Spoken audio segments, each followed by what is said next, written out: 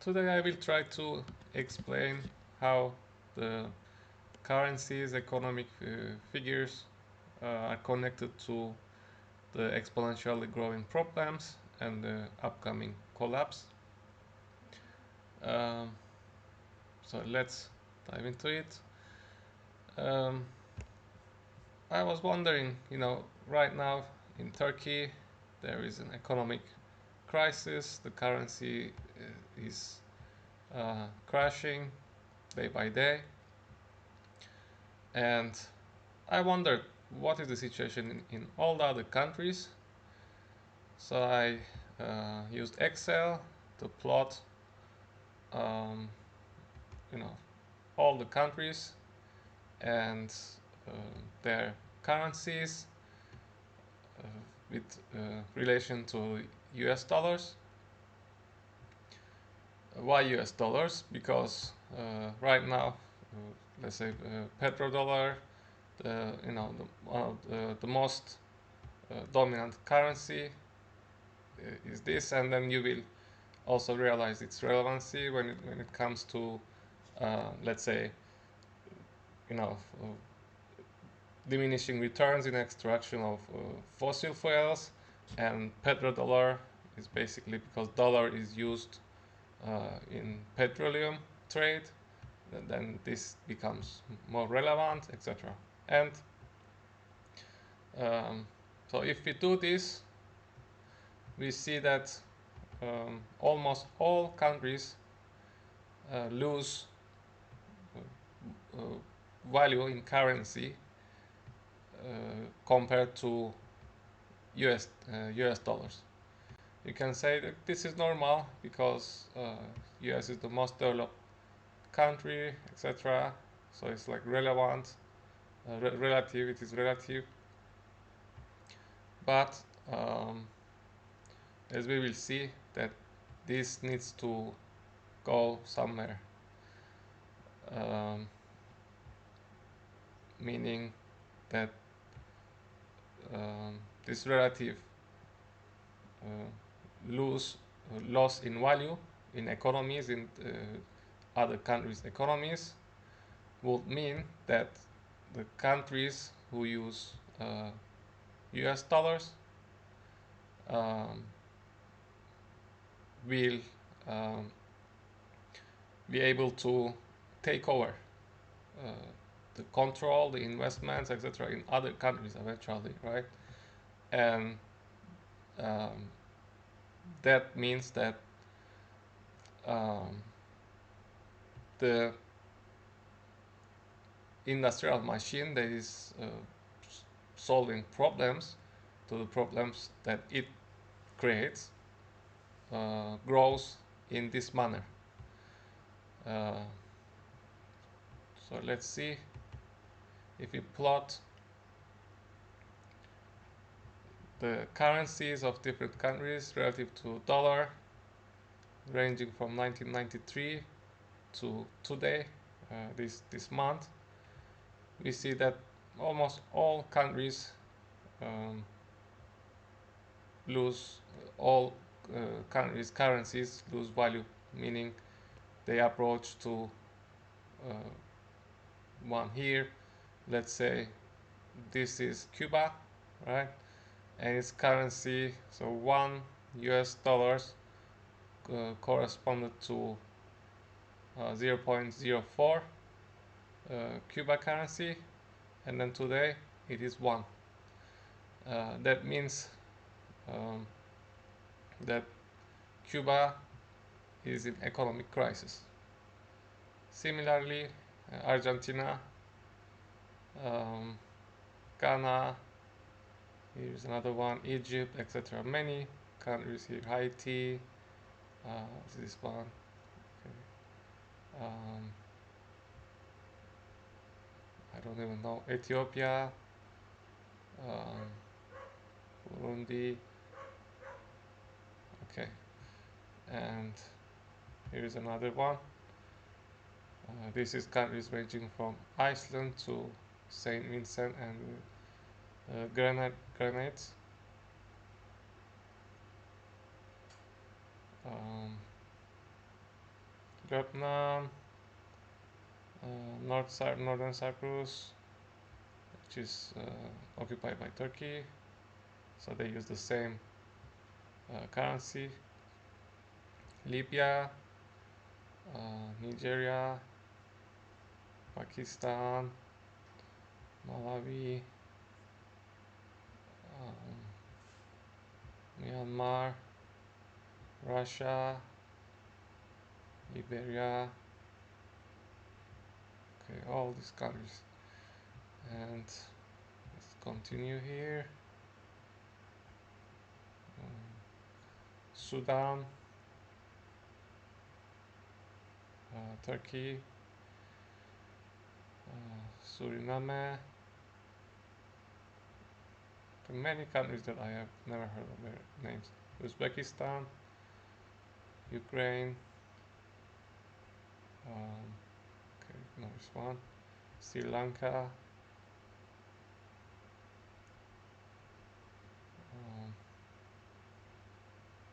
Uruguay, etc. So you can see most of these countries are doing worse, meaning they start low and then going high.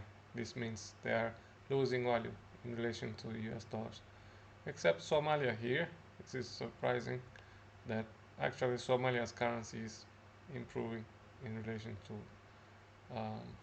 US dollars. Might be for many reasons, probably due to increased colonization of this country. Like I don't know what's going on there, but you know, there is something specific there. And a few more countries, but most of the countries, currency losing value. And here, these countries didn't lose any value, and these are almost same. And you can see, let's say, the worst ones are these ones, Egypt. So these ones, Mozambique, Liberia, Azerbaijan. Over the last, let's say, 10 years, let's say Mozambique lost half of the currency value.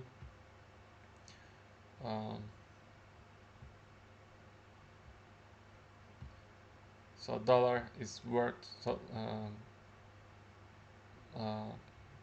twice as it used to worth relative to Mozambique currency. And Sudan, Myanmar, Argentina, Cuba.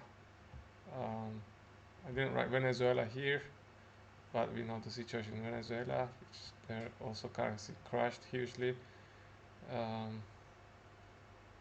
So all these countries. So what happens in these countries is that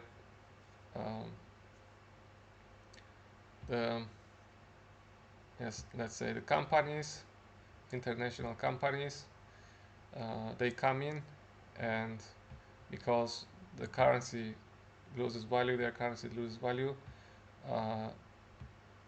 they can't, the foreign forces, they can come in and buy with their dollars, you know, foreign companies, and those companies usually lead the technological civilization in development, let's say fracking, fossil fuel, extraction industries, all kind of things, and they can basically buy land, buy resources, buy minerals, whatever, buy workforce from all these countries, and lead the technology in a way to try to solve the problems that the already technology is creating by itself. And where will it go? it will go until to the point that these high-tech companies will own almost everything, and less people are owning things.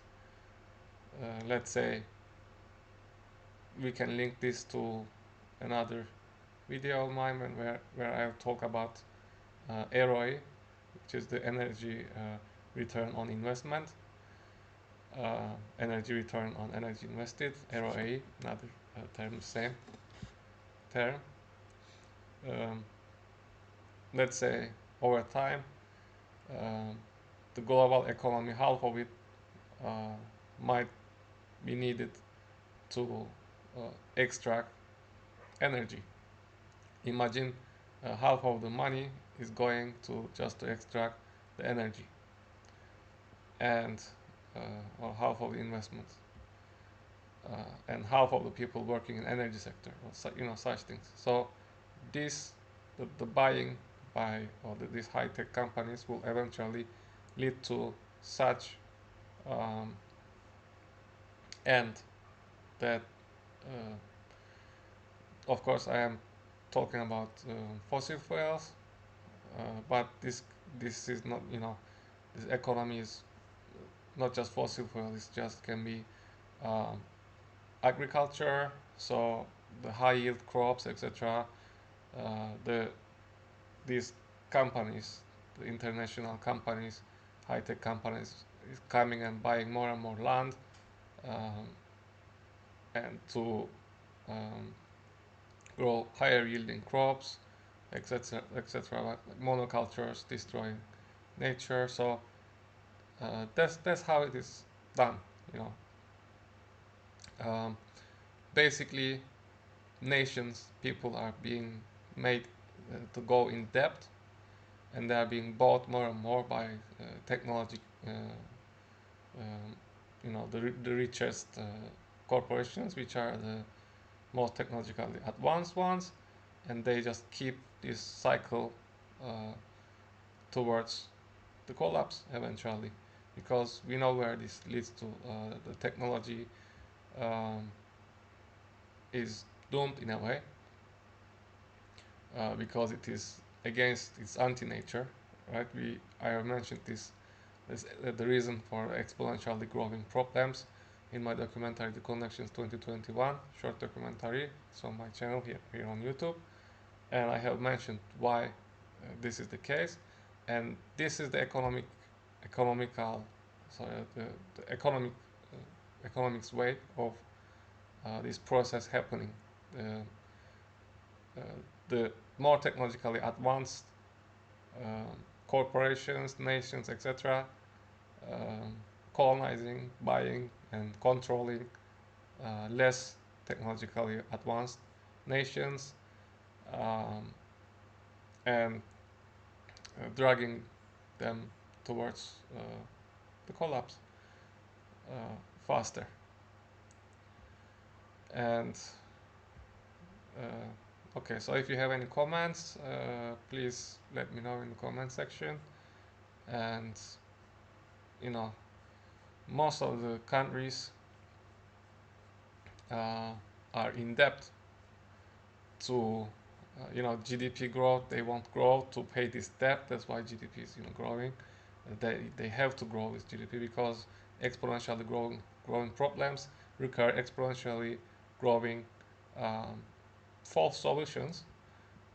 So they just keep this economy growing, and as you can see, because it seems that all the countries are in debt to the most technologically advanced companies, or entities, systems, and that's how this advanced technology grows and takes over and drags the whole civilization, the whole human species, almost into to extinction. Of course, no one knows when the collapse happens, what will be the fate of the human species. But so this is kind of my take on the bigger picture of the connection of economy to the ongoing collapse and colonization and um, you know um, yeah, my documentary basically. the so this video is connecting the economy to uh, my documentary, The Connection 2021 short documentary. You can see this video as an extension to it in a way.